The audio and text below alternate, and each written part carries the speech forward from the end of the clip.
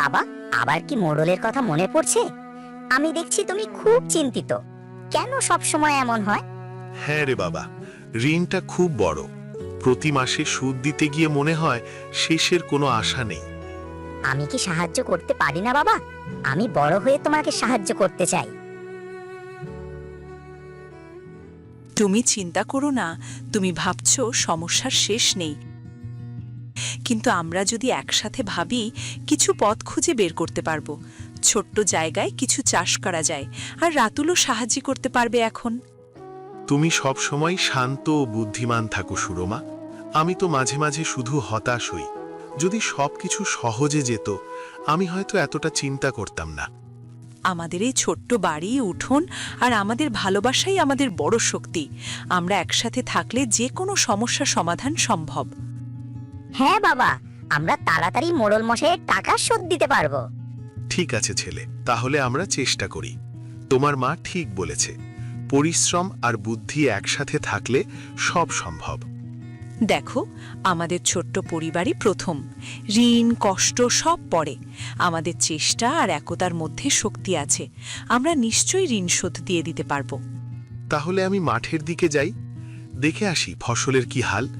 যদি কিছু ধান বেচে মোড়লের টাকা দিতে পারবো।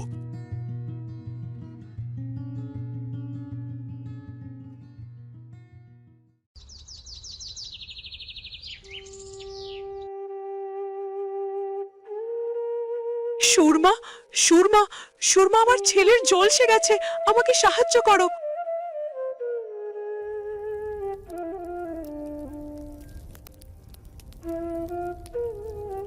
কি হয়েছে বলো, ঠিক কি ঘটেছে? আমার ছেলে রান্নার চুলায় হাত পুড়ে গেছে।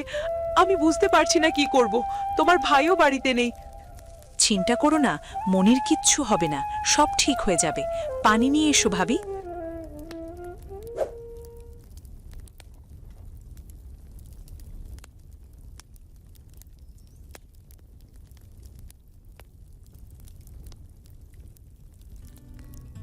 সুরমা, তুমি সত্যিই অসাধারণ।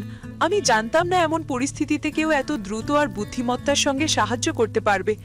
কোনো কিছু বড় বা ছোট নয়, যখন সবাই সবাইকে সাহায্য করি তখন সব কিছু সম্ভব হয়। এবার দেখো, হাতটি ঠিকমতো আরাম পাচ্ছে। তোমাকে আর আতঙ্কিত হতে হবে না। ভাই, ভয় পাওয়ার কিছু নেই। আমার মা সব ঠিক করে দিয়েছে। সত্যি সুরমা, তোমার বুদ্ধি আর সাহস আমাদের সবাইকে সাহায্য করে। তুমি না থাকলে আমি যে কি করতাম। মনিরের হাত খুব তাড়াতাড়ি ঠিক হয়ে যাবে, তুমি একটুও চিন্তা করো না ভাবি। তোমাকে যে কি বলে ধন্যবাদ দেব সুরমা, বুঝতে পারছি না। না না ভাবি, ধন্যবাদের কি আছে? আমরা সবাই তো সবার জন্যই, বিপদে কেউ আলাদা নয়।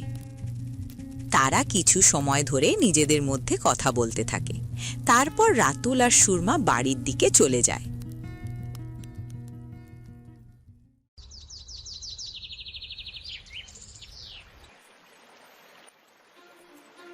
রমেশ, খুব তো ধান কাটছিস, তা আমার টাকা কবে দিবি শুনি? এই আমি আসলাম, টাকা আজই দিতে হবে। সময় শেষ হয়ে গেছে। এই ধান, এই জমি সব আমার এখন থেকে। আমাদের পরিশ্রম সব চলে যাবে? হ্যাঁ, আর কোনো কথা নয়। অনেক সময় দিয়েছি, আর নয়।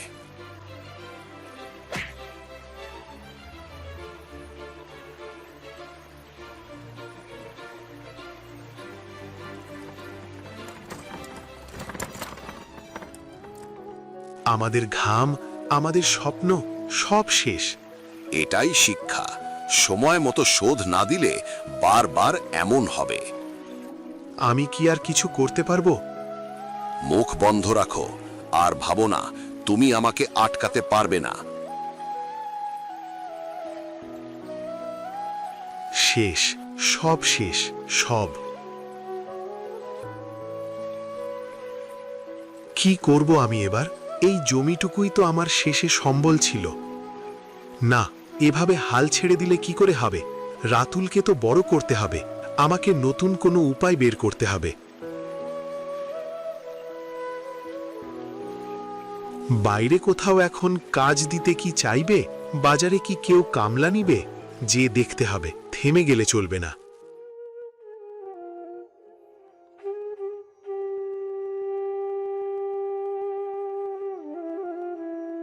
সুরমা, জমি ও ধান সব মোড়লের হাতে চলে গেছে। আমি আর কিছু করতে পারিনি। শান্ত হও, আমরা হতাশ হয়ে বসবো না। সমস্যা থাকলে সমাধানও থাকে। কিন্তু সব শেষ হয়ে গেছে। আমাদের ঘাম, পরিশ্রম সব চলে গেল। শেষ জমিটাও হারালাম। যদি আমরা বাড়ির উঠোনের খালি জায়গা ব্যবহার করি, এই জায়গায় শীতের সবজি চাষ করতে পারি। উঠান এই ছোট্ট জায়গায় কি হবে? ছোট জায়গাও কাজে লাগানো যায়। আমরা চারা লাগাবো, ফুলকপি, টমেটো, বাঁধাকপি। দেখো, ঠিকই ভালো ফসল হবে। এখানেই আমরা শুরু করব। ঠিক আছে রাতুল, তুমি সাহায্য করবে? আমরা একসাথে কাজ করব। হ্যাঁ মা, আমি সবজি চাষে সাহায্য করব, প্রতিদিন পানি দেব। ঠিক আছে ছেলে, তাহলে আমরা চেষ্টা করি। তোমার মা ঠিক বলেছে, পরিশ্রম আর বুদ্ধি একসাথে থাকলে সব সম্ভব। প্রতিটি চারা থেকে আশা করি ভালো ফলন হবে। যত্ন নিলে ভালো ফলন হয়। তুমি তো চাষ ভালো বোঝো, আর কোনো বাধা আমাদের থামাতে পারবে না। তার জন্য তো চারা লাগবে। আমি বলি কি, তুমি বাজারে যেয়ে কিছু ফুলকপি, বাঁধাকপি আর টমেটোর চারা নিয়ে এসো। ঠিক আছে, তাহলে তুমি বাজারের ব্যাগটা দাও, বাজারে যাই। বাবা, এমন সময় কি চারা পাওয়া যায়? তুমিই তো বলতে গাছ লাগাতে হয় সকালে। তাই তো, আমি তো ভুলেই গেছিলাম। তাহলে সকালেই যাব বাজারে, তখন ভালো চারা পাওয়া যাবে। আমাদের রাতুল কত বড় হয়ে গেছে দেখেছো? যাও, তোমরা বাবা ছেলে গল্প করো, আমি রাতের রান্নাটা করে নিই।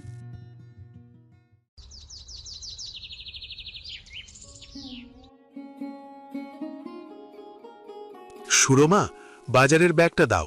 সকাল সকাল না গেলে ভালো চারা পাওয়া যাবে না।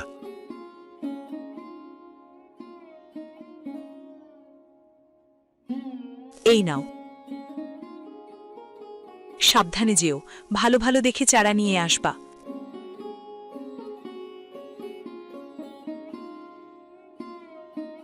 রমেশ বাজারের ব্যাগ নিয়ে রাস্তা দিয়ে হাঁটতে থাকে, বাজারে যায়। রমেশের আজ এত সকালে বাজারে যাওয়া দেখে সবাই তার দিকে তাকিয়ে থাকে। কি গো রমেশ ভাই, আজ তুমি এত সকালে বাজারে কি করছো? তুমি তো এত সকালে বাজারে আসো না, আগে তো মাঠে চলে যাও। কি আর বলবো ভাই, কাল মোড়ল মশাই আমার শেষ জমিটাও কেড়ে নিল, তার টাকা শোধ দিতে পারিনি বলে। কি আর বলবো ভাই, তার ব্যাপারে আর কিছু বলার নেই। আচ্ছা ভাই, আমি তাহলে যাই।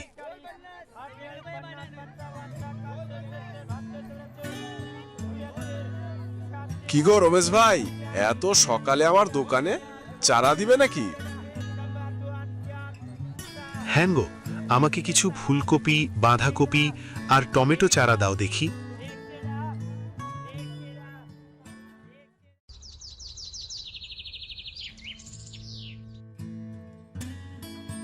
কই গো সুরমা, এই যে চারা নিয়ে এলাম, ফুলকপি, বাঁধাকপি, টমেটো। এবার শুরু করি। ভালো, প্রতিটি চারা গুরুত্বপূর্ণ, সাবধানে লাগাতে হবে। মা, আমি পানি দেব, চারা ঠিক আছে কি দেখব। আচ্ছা, দেখো তুমি, আগে লাগাই। প্রথমে গর্ত খুঁড়তে হবে, প্রতিটি চারা সমান দূরত্বে রাখবো। ঠিক, পানি পড়ে। আমি গর্ত খুঁড়তে সাহায্য করি। মা, ঠিকভাবে লাগাবো? তারপর তারা তিনজনে মিলে গর্ত খুঁড়ে চারা লাগাতে শুরু করে।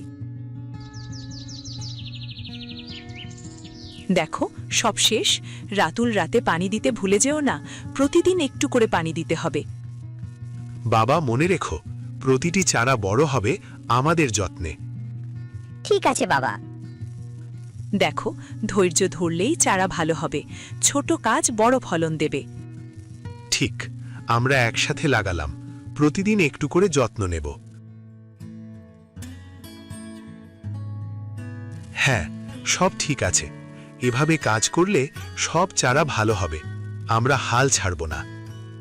আমি পানি দেব আর ছোট চারা বড় হবে। ঠিক বলেছ, আমাদের পরিশ্রম আর ভালোবাসা ফলন আনবে। আজ থেকে আমাদের নতুন শুরু। ক্ষতি, হতাশা সব পেছনে, এখন কাজ শুরু। আমি প্রতিদিন দেখব। আমি খুব খুশি হব যখন চারা বড় হবে। ছোট উদ্যোগ কিন্তু বড় ফলন। আমরা একসাথে সব পারব। প্রতিদিন একটু করে যত্ন নেব। ফলন ধীরে আসবে, কিন্তু নিশ্চিত। তাড়াতাড়ি চারা সব সবজি হয়ে উঠুক। প্রতিটি চারা আমাদের নতুন আশা। ধৈর্য ধরো, পরিশ্রম সফল হবে। এটাই নতুন শুরু। আমরা পারব।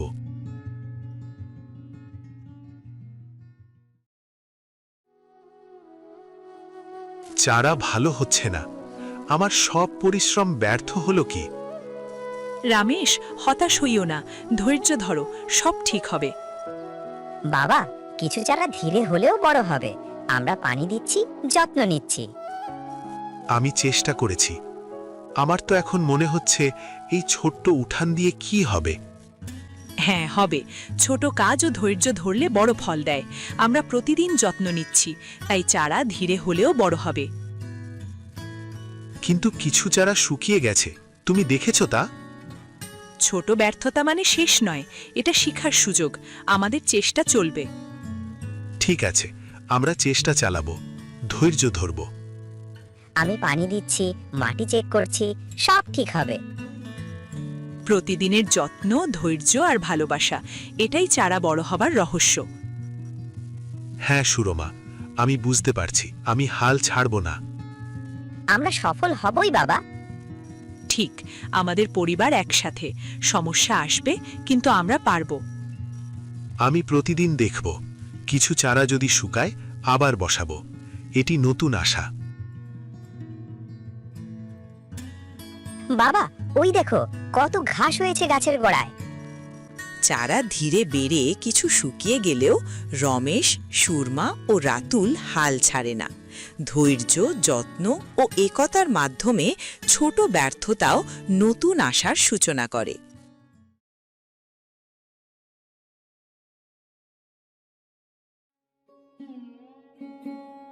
দেখো সুরমা, চারা ধীরে ধীরে বড় হয়ে আসছে। হ্যাঁ, আমাদের পরিশ্রম এবং ধৈর্য ফল দিচ্ছে। বাবা, আমি প্রতিদিন পানি দিয়েছি, সব চারা সুন্দর হয়েছে।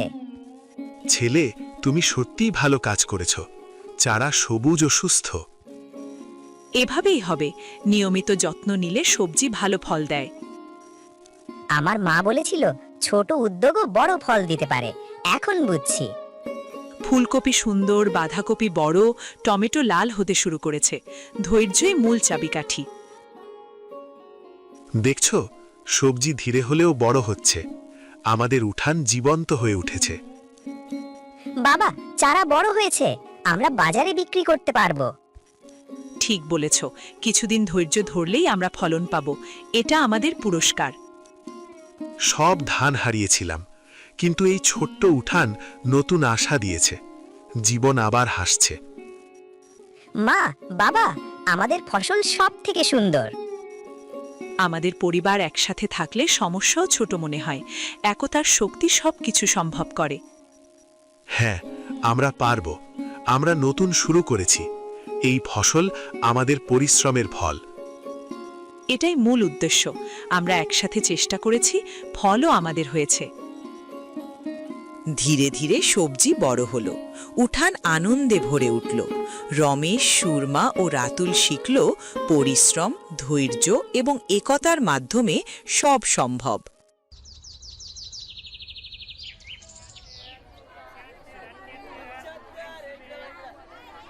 আজ প্রথমবার বাজারে আসছি, দেখব কি হয়।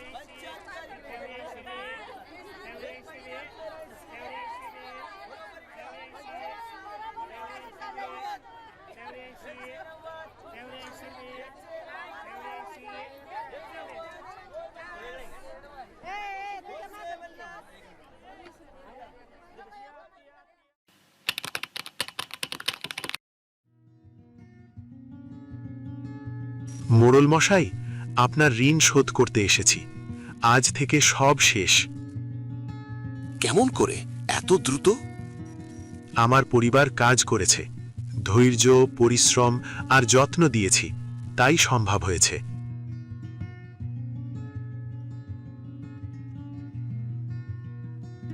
এটা সত্যি শোধ? হ্যাঁ মোড়ল, প্রতিদিন চেষ্টা আর সঠিক পরিকল্পনা করলে সব সম্ভব। তোমরা সত্যিই কাজ করেছ? এত দ্রুত? হ্যাঁ, আমরা একসাথে কাজ করেছি, ধৈর্য ধরে ধাপে ধাপে সব ঠিক করেছি। এবার আমার জমিটা দিয়ে দেব। তোমরা সত্যিই শিখেছ, আর কিছু বলার নেই। ধন্যবাদ। এখন আমরা শান্তিতে কাজ করতে পারবো। আমাদের জমি ও ফসল নিরাপদ। ঠিক আছে, আর জবরদখল করা যাবে না। তোমরা সত্যিই শিখেছ। হ্যাঁ, আমরা হাল ছাড়িনি। ধৈর্য, পরিশ্রম এবং পরিকল্পনা সব সফল করেছে আমাদের। শেষ হয়ে গেল ঋণ। আমরা নিজেদের পরিশ্রমে বিজয়ী হতে পেরেছি।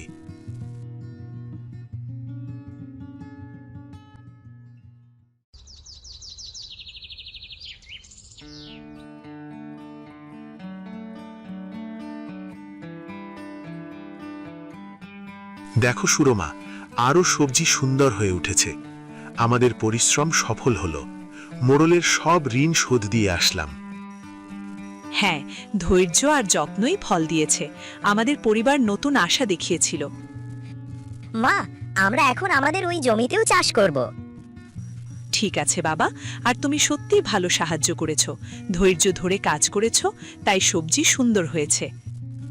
বাবা, তুমি সব সময় সাহায্য করেছ। এখন দেখছো আমাদের পরিবার শান্ত ও সুখী। হ্যাঁ বাবা, আমি খুশি। মা, আমি সব সময় সাহায্য করতে চাই। আমাদের একতা, ধৈর্য আর পরিশ্রম সবসময় সফল হয়। এবার আমরা শান্তিতে থাকতে পারবো। ভবিষ্যতের জন্য নতুন শক্তি ও আশা আছে। সবজি চাষ আমাদের জীবন পরিবর্তন করেছে। মা, আজ আমাদের ওই বড় ফুলকপিটা রান্না করবে। ঠিক আছে, রাতে ওই ফুলকপিটাই রান্না হবে। তাহলে আমি ওই ফুলকপিটা তুলে নিয়ে আসি। না বাবা, আমি তুলবো ওই ফুলকপি। ঠিক আছে, তুমিই যাও, তোমার বাবা তুলবে না।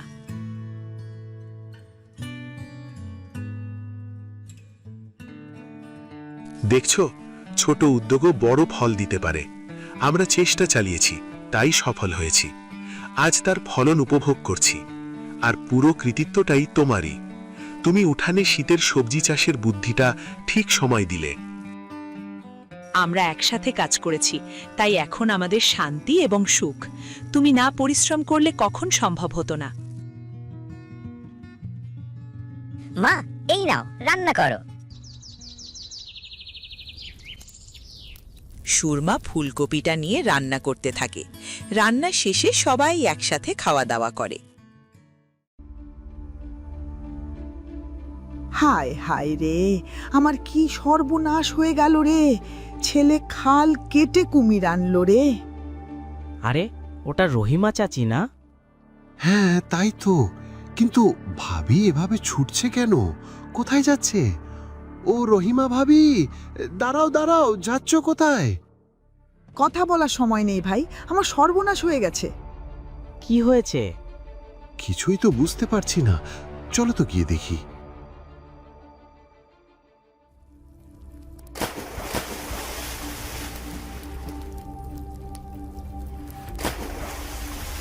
হায় হায়, এ কি অবস্থা! এর নাম জীবন। কোত্থেকেই অপায়া অলক্ষী বউ এনে আমার সংসার থচনচ করে দিচ্ছে। আহ মা, এভাবে কথা বলছো কেন? তোরের কি দোষ? হ্যাঁ, তোর বউয়ের কেন দোষ হবে? সব দোষ তো আমাদের। আমরাই রান্নাঘর জ্বালিয়ে দিয়েছি। কি হয়েছে? আগুন লাগলো কি করে? আর বলো না ভাই, এই অপায়া বউ ভাত রান্না করতে গিয়ে রান্নাঘর জ্বালিয়ে দিয়েছে। ভাগ্যের সময় মতো হাসি ছুটে এসেছিল। আমার কি দোষ?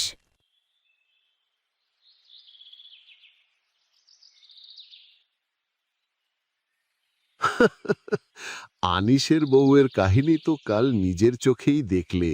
এবার বুঝো তাহলে রহিমা ভাবির দিনকাল কেমন যায়।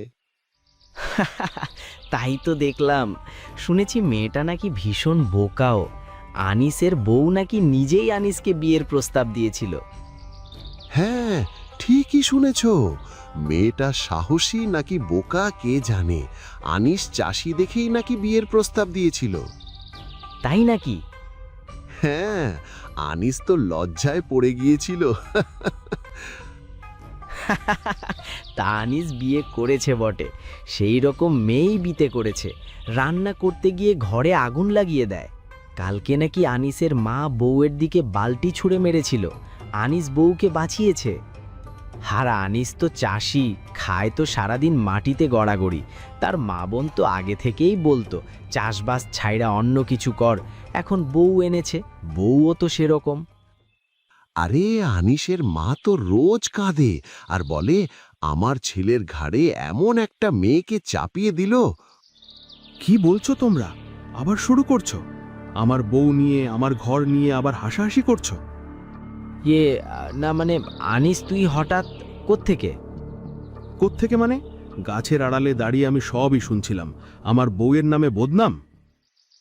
আরে আনিস, রাগ করিস না বাবা, আমরা তো মজা করছি। মজা? এটা তোমাদের কাছে মজা?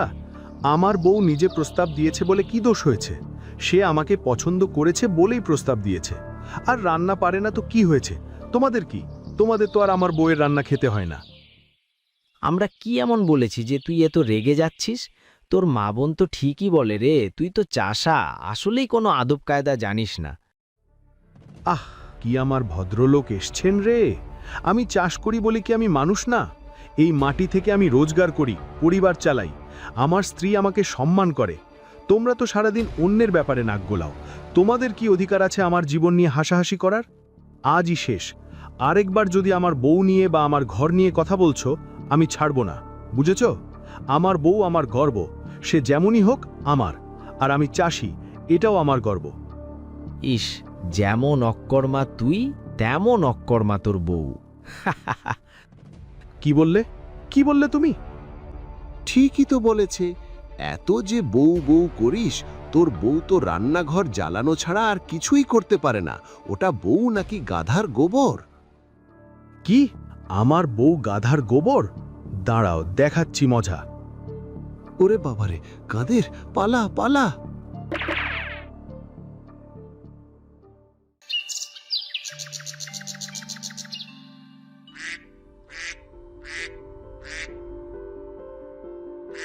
এই দেখো দেখো, বাজার থেকে 20টা ছানা কিনে এনেছি। এরা কত সুন্দর। হ্যাঁ তাই তো, এরা তো আসলেই সুন্দর, কিন্তু এদের দিয়ে তুমি কি করবে? নদীর ধারে ওই খালি জায়গাটায় বাঁশ দিয়ে ছোট্ট একটা ঘর বানাবো। ওখানে আমি হাঁস পালবো, হাঁসের খামার বানাবো। হাঁসের খামার? হ্যাঁ, হাঁসের ডিম বিক্রি করব, হাঁসও বিক্রি করব, একটু একটু করে টাকা জমাবো। তোমার ক্ষেতের সার বীজের খরচ হয়ে যাবে, আর আমার খামারও চলবে। আচ্ছা, নদীর তীরের খালি জায়গাটায় হাঁসের খামার করবে? কিন্তু জায়গাটা তোমাকে কে দেবে শুনি? কেন? তুমি জায়গাটা কিনে নেবে। আমি? ওই জায়গা আমি কিনে নেব? তুমি কি পাগল হলে? এত টাকা কোথায়? টাকা আমি দেব, তুমি সব ব্যবস্থা করো। তুমি এত টাকা পেলে কোথায়? এত কিছু এখন জেনে কি করবে? একটু ধৈর্য ধরো, ধীরে ধীরে সবই জানবে। আমি শুধু আমার স্বপ্ন পূরণ করতে চাই। সত্যি বলতে কি, তোমার এই উৎসাহ দেখে আমারও ভালো লাগছে। বেশ, তোমার যা ভালো লাগে করো। আমি তো তোমাকে কোনোদিন বারণ করব না। শুধু একটা কথা, সকাল সন্ধে এত বেশি পরিশ্রম করো না। তুমি আমার পাশে আছো জেনেই তো এত সাহস পাই। দেখো, একদিন এই হাঁসগুলোই আমাদের ঘর বদলে দেবে। বৌমা, এ বৌমা, মাছের তরকারি মিষ্টি লাগছে কেন? এই রে, সেরেছে। মাছের ঝোলে ভুল করে লবণের জায়গায় চিনি দিয়ে দিয়েছি। এখন উপায়? কাণ্ড দেখেছিস? বউটা মাছের ঝোলে লবণের বদলে চিনি দিয়ে পায়েস বানিয়ে ফেলেছে। একটা কাজও যদি ঠিক মতো করে, ভাব দেখলে তো মনে হয় নবাবের বেটি।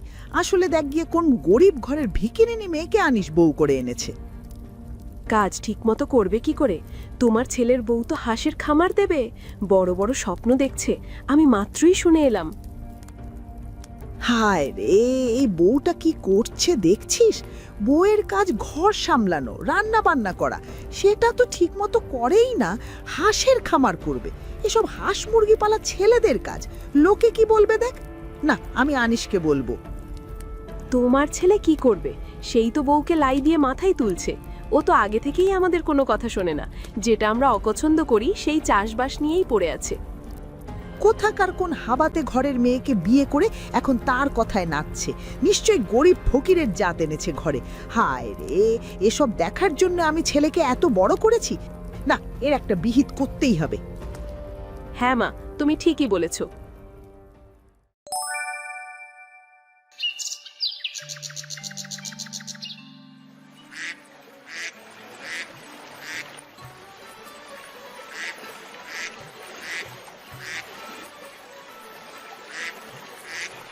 দেখো দেখো, কত ডিম! প্রথম মাসেই কত টাকা লাভ করেছি। তাই তো দেখছি, তোমার খুশি দেখে আমিও খুশি। আর আমি তোমার ক্ষেতের জন্য ভালো সার কিনে রেখেছি, পরশু ভালো বীজও কিনব। কিন্তু তুমি ভালো সার, ভালো বীজ চিনলে কি করে? আমি তো আর চিনি না, যারা চেনে তাদেরকে বলেছি। তুমি চিন্তা করো না, দেখবে খুব ভালো জিনিসই পাবে। তুমি যে আমার ভাগ্যের চাবিকাঠি, আমি এতদিন বুঝতে পারিনি। এতদিন আমি একা একা খেতে হাড় ভাঙা খাটুনি করতাম, এরপরেও কেউ আমাকে সহযোগিতা করেনি, আমার পাশে দাঁড়ায়নি। তুমি আমার কষ্টটা অনেক কমিয়ে দিয়েছো তরি।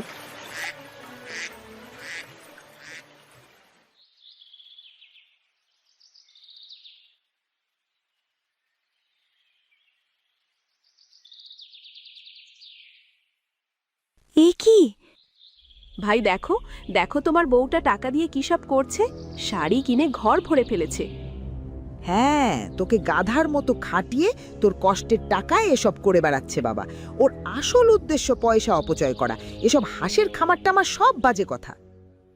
এসব কি বলছেন মা? আর আমি এসব পুরনো শাড়ি কেন কিনবো? কেন আর কিনবে? আমার ছেলের কষ্টের টাকা নষ্ট করার জন্য কিনবে। সংসারের এই হাল, আর তুমি শাড়ি কিনে ঘর ভরাচ্ছ। মা যে কি বলো না, তরি এসব পুরনো শাড়ি কিনে কি করবে? আর যদি কিনেই থাকে, নিশ্চয়ই কোনো কারণেই কিনেছে। আমি তরিকে চিনি। বাদ দাও তোমা। তরি, আমাকে খাবার দাও, খুব খিদে পেয়েছে।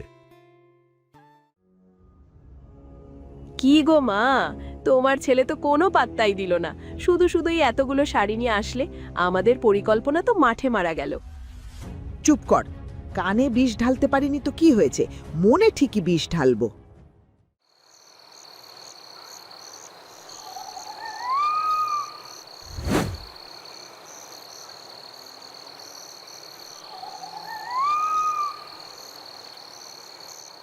বাবা আনিস, আমি ঠিক করেছি আমি কালই চলে যাব।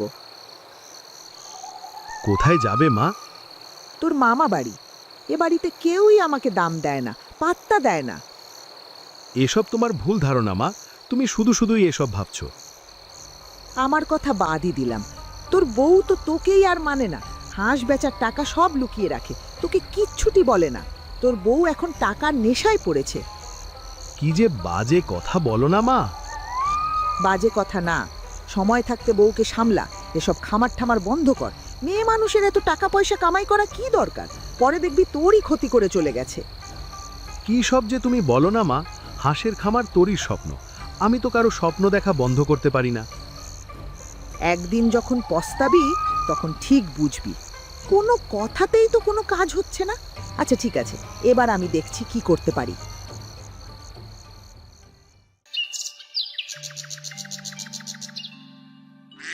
কে করেছে এটা? কে আমার হাঁসগুলো নিয়ে গেছে? এত কষ্ট করে পালছিলাম, আমি কার ক্ষতি করেছিলাম? কি হলো?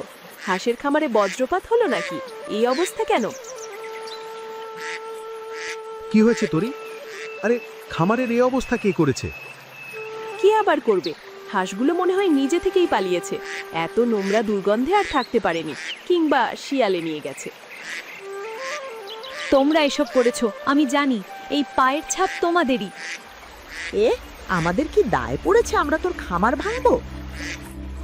প্রমাণ কর। প্রমাণ করতে পারলে তবেই বিশ্বাস করব, নইলে চুপ করে ঘরে যা। ওগো দেখো, মা আর হাসি আমার খামার ভেঙে হাঁস নিয়ে গেছে। আমার এতদিনের কষ্ট। তরি, তুমি আজে বাজে অভিযোগ করা বন্ধ করো। হয়তো সত্যি শিয়ালে নিয়ে গেছে। তুমিও মায়ের কথাই বিশ্বাস করলে? আমি এত কষ্ট করেছি, আমার এত প্রিয় হাঁসের খামার। হ্যাঁ, এসব খামার টামার বন্ধ করে ঘরের কাজে মনোযোগী হও। এসব বাদ দাও, এসব তোমার কম্য নয়। তুমিও এই কথা বলছো? হ্যাঁ, এছাড়া আর বলার কি আছে?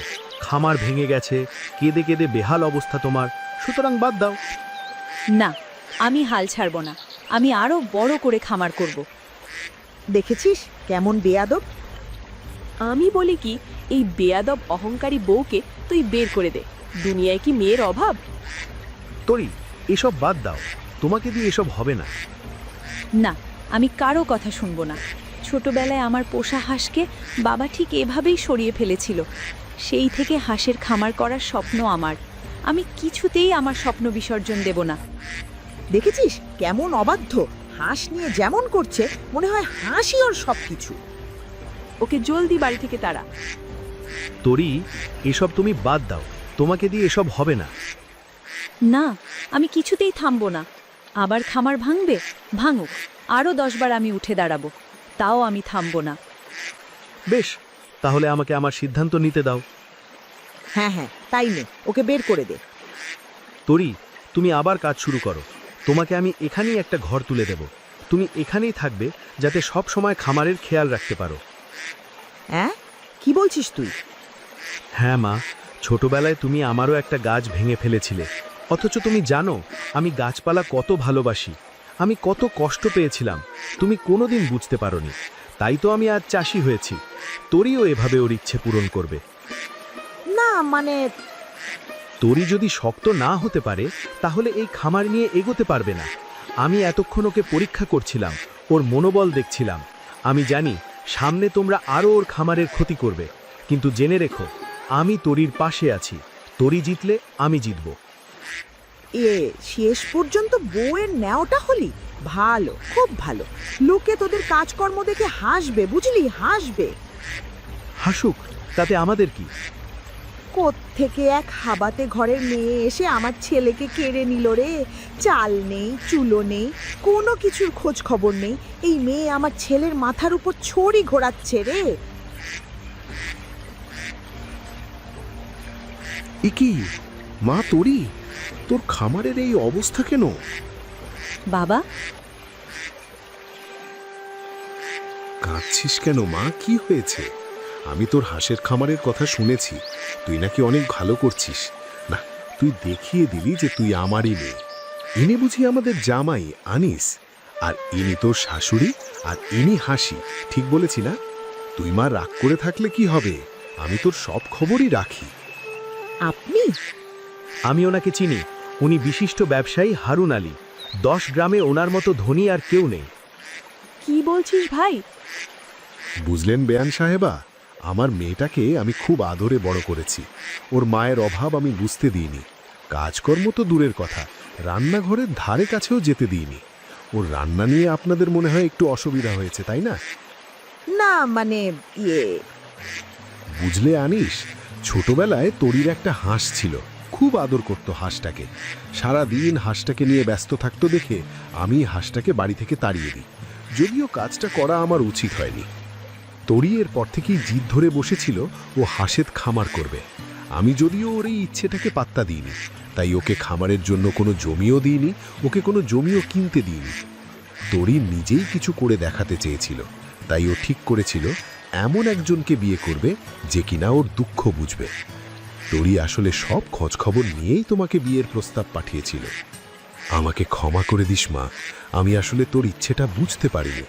আনিস সত্যিকার অর্থেই এক জাদুকর, আর তুই একদম সঠিক পছন্দই করেছিস। আনিস পাশে থাকলে তোর স্বপ্ন নিশ্চয়ই পূরণ হবে।